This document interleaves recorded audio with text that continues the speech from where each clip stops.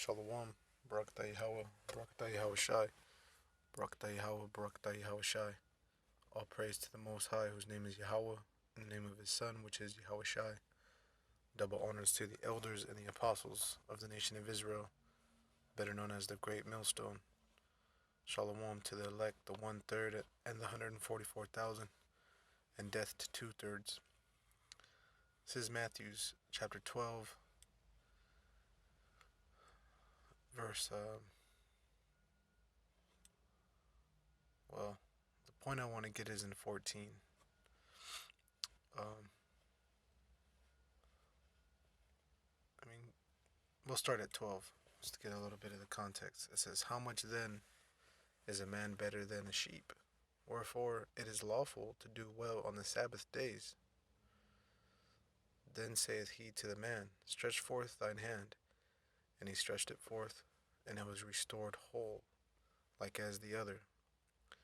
Then the Pharisees went out and held a council against him, how they might destroy him.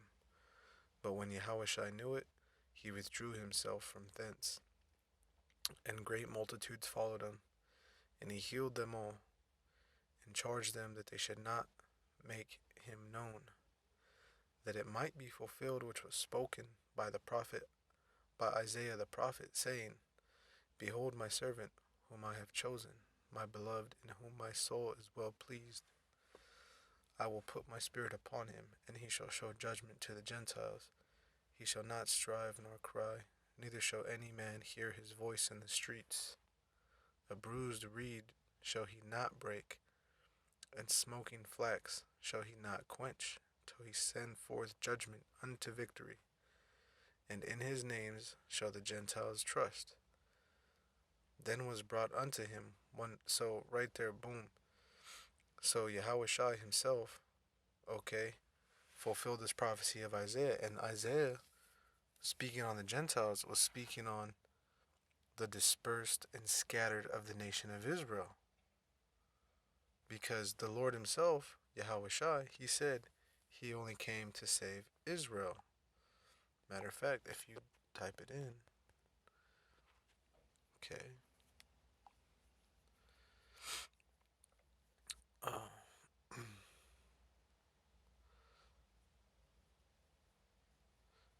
Look at Matthew's 8 and 10, 9 and 33, 10 and 6, specifically, but go rather to the lost sheep of the house of Israel. See? 15 and 24, but he answered and said, I am not sent, but unto the lost sheep of the house of Israel. So this never changed. So the people that are with him and around him and hanging out in these synagogues and places of worship on the Sabbath days are which people? They're Israelites. Okay? Look at verse 9, the synagogue. Verse 10, Sabbath days. Is it lawful to heal? So who is dealing with the law and Sabbath days? Who is dealing with this? You see? This is dealing with Yahweh by Shem Yahweh Shai. You see? That's not dealing with anybody else. Okay? So, this should be an obvious thing, which I can see how it's not to those that are unlearned and ignorant.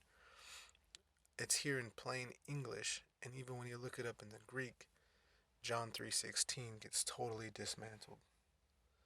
So, who were the Gentiles in Matthew's 12?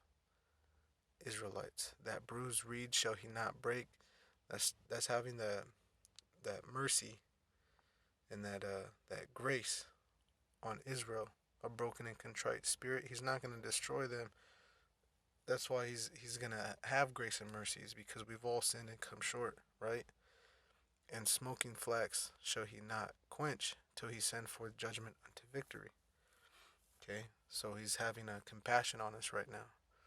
And that's why our one thing that shows the compassion of the Heavenly Father on Israel and a keeper of his promises.